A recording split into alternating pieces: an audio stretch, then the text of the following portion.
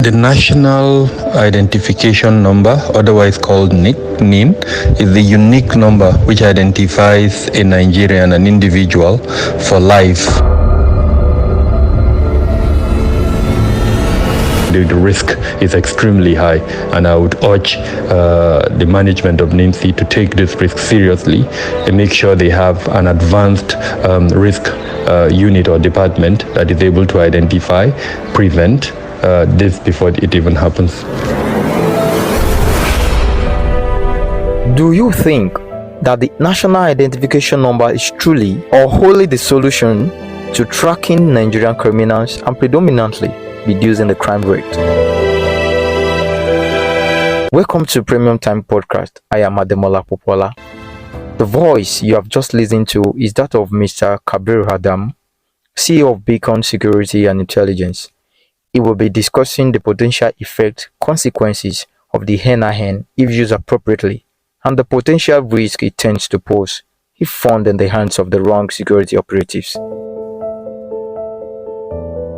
Sequel to the incessant Banditry attacks, kidnapping and insurgents that marked the second and the first week of January 2024, Nigerians demanded reasons the NIN has failed to be used by the Nigerian security operative to track and apprehend criminals.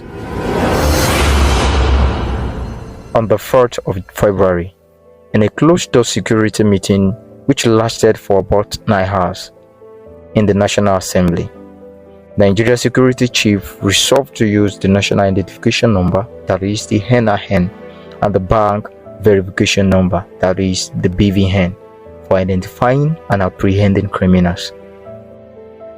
The chairman of the Senate Committee on Media and Publicity, Kabiru Adamu, disclosed this on Tuesday.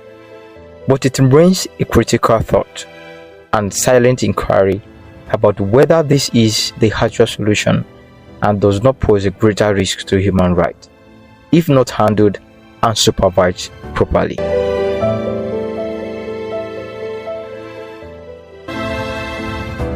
The National Identification Number, otherwise called NIN, is the unique number which identifies a Nigerian, an individual, for life.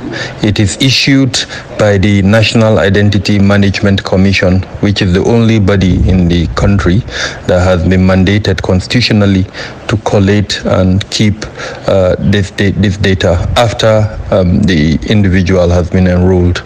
Now, this NIN is used to match an individual with his or her biometric data and other details, and this information, all of it, is kept in the National Identity Database, where the process of verification and authentication is conducted, and then of course processes are put in place to protect the integrity of the data that has been kept. Now, for security purposes, this data is very important.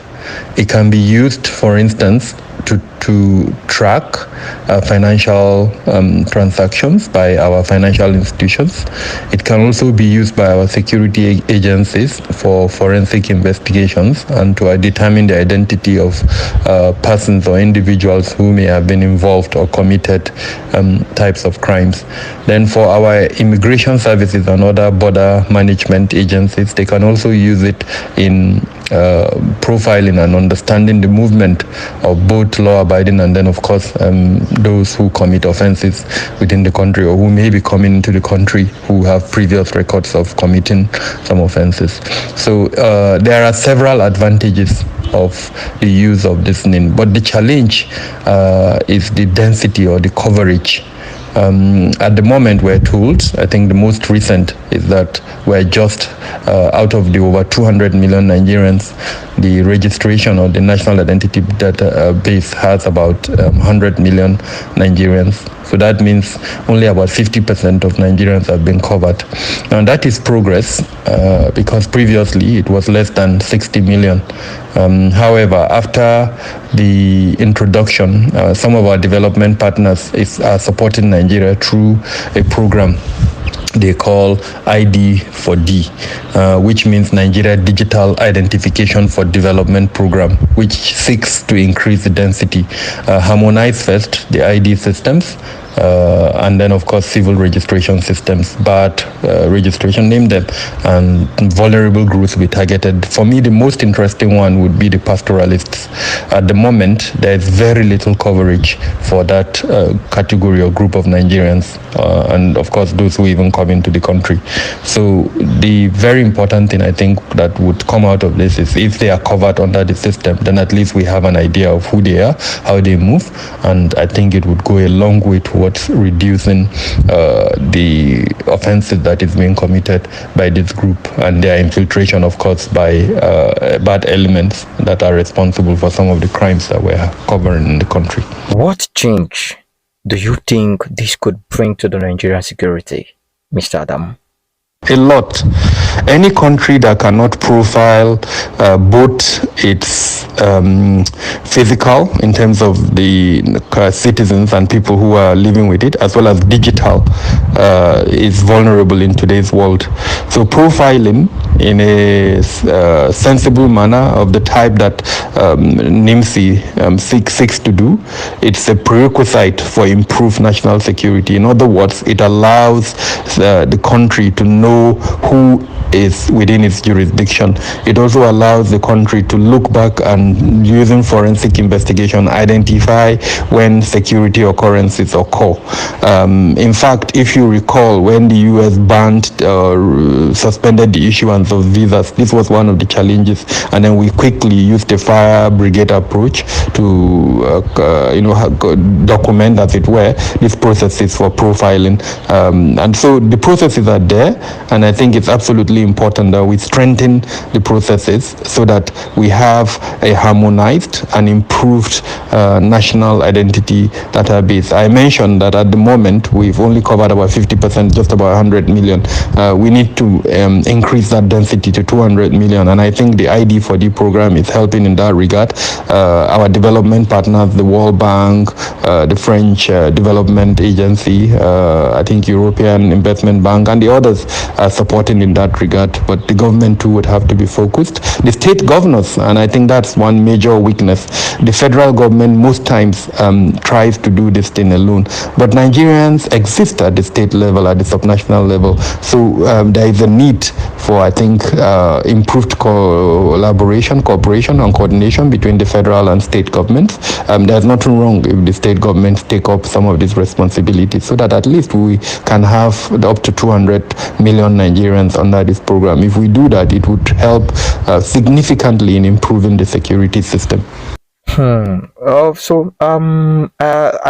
will also like to know, do you think it is expensive to run, and can Nigeria afford it, with these Nigeria projects here and there? Do you think we can actually use the system? Is it not expensive for us? Yes, the National Identity Management Commission is an expensive platform for this. The process for capturing the data requires a lot. The physical component, then overhead in terms of staff, expertise, and name them, is also quite expensive. Then the process for protecting the integrity of that data is also quite expensive. And then in the case of Nigeria, given the peculiarities that we have, addressing concerns that may emerge and all of that. So yes, it's a very expensive project. And like I said earlier on, some of our development partners have seen that and they are supporting us. I did mention World Bank, I did mention the Agence France International, the European Investment Bank, name them. They are all supporting us through the ID4D program. So it's a great discussion there, Mr. Adamu. And we would like you to also enlighten us on this. Do you think there is risk? Is there any risk? Is there any disadvantages with the use of this NIN? Now, the major disadvantage or the, I would say, pitfalls that exist within the system and that can be exploited is abuse of human rights. Now, when biometrics are involved, biometrics are extremely personal. Fingerprints, eye, peculiarities, and other facial features. These are very personal things, and they require the highest level of protection. But unfortunately, because of where we were in Nigeria, at some point, several organizations have collected this data, and then eventually that data was harmonized with NIMC at the moment, even though I think the process is still ongoing. So the potential for abuse exists significantly. The socioeconomic challenges that we have in Nigeria, some of the issues that have led to these socioeconomic challenges makes it extremely easy for corrupt persons within the system to be bribed. And once they are bribed, then it will now be very easy, as an example, for them to release data. And so the integrity of that data, I think, is the major challenge at the moment. And if we're able to enhance the integrity of the data, then it would make it much easier and better. But some of the challenges that would allow the abuse of the integrity are beyond what NIMC can actually control. Like I said, the socioeconomic challenges in the country can make it easy for corruption and other components of that to take place. And I think it's absolutely important that NIMC be commended for what it has been able to do so far in spite of the socio-economic challenges and the environmental and social issues where NIMC is operating, that makes its staff and some of its assets vulnerable to abuse by the various individuals and others who may want to circumvent or even take advantage of the information that is contained in the national identity the national the database. So far, we are not aware that there has been any major breach, but I think the risk is extremely high, and I would urge the management of NIMC to take this risk seriously and make sure they have an advanced risk unit or department that is able to identify, prevent this before it even happens. So, Mr. Adamu, is there any other means or technology you think the Nigerian security system should employ for effective apprehension and to secure the nation at large? But yes, we focus too much on the kinetic component of security management. The non-kinetic component is very important. That word is being bandied, but very few political office holders understand what it means. If the National Assembly, as an example, would wake up and ensure that just, let's say, 75% of what is contained in the budget is implemented, and they do not seek to personally aggrandize themselves through constituency projects and other abuses that we know exist, then the soft or non-kinetic component to addressing security will be achieved. Jobs will be provided, employment rates would improve, health services will improve. Now, these are good governance, in essence, is the non-kinetic component of addressing security. We don't need any special provisions for non-kinetic components, and it's not the role of the security agencies really to implement non-kinetic components. Yes, in certain instances we can do that. So the aspects around de-radicalization, counter-radicalization, strategic communication, all of this can be done by the security organizations. But good governance, employment, socio-economic conditions, these are governance issues that security agencies have no business involving themselves. And the reality is that we need to change the ratio. At the moment, I think we're doing about 80% kinetic and 20% non-kinetic. So what science recommends is 80% non-kinetic and 20% kinetic. So we need to significantly change that ratio. That 12% provision in security has to be changed to a point where the non-kinetic component occupies 80% and then the kinetic component 80%, 20%. So, do you also think there are other means to tackle insecurity in Nigeria, especially kidnapping? Do you think, because it's rising daily, it's rising every day. There's reports of kidnapping there, kidnapping here, and do you think there's an approach to that, like the approach to tackle this? So essentially, security issues, especially kidnapping, is a crime.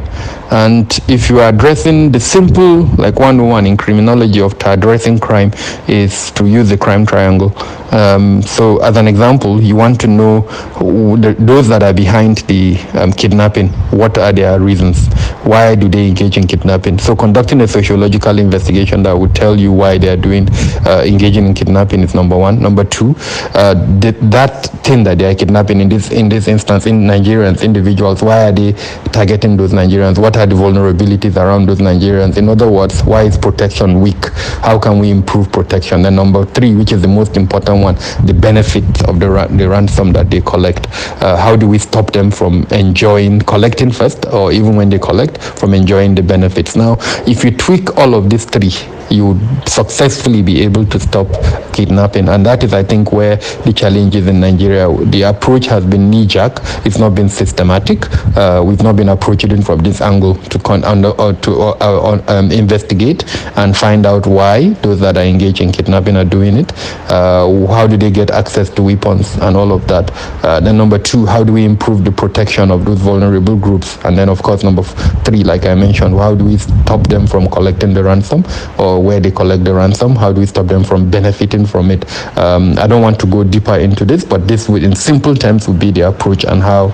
So in other words, yes, we can use the National Identity Database, but more importantly, we need to approach it from this angle. The National Identity Database, I think, can only go to the third component, which is stopping them from collecting ransom or from enjoying the benefits of that ransom.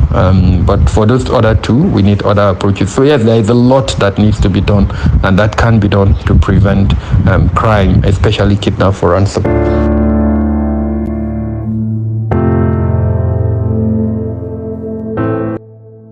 We heard it all from Mr. Adamu. Do you think NIN is the solution to insecurity and insurgency in Nigeria? Let's hear from you in the comment section.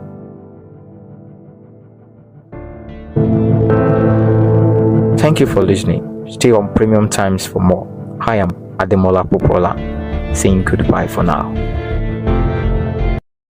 Investigations, special reports, analysis, and breaking news. Premium Times, a leading multimedia news platform, brings to you every minute stories that helps you make informed decisions and hold public officials, individuals, and organizations accountable.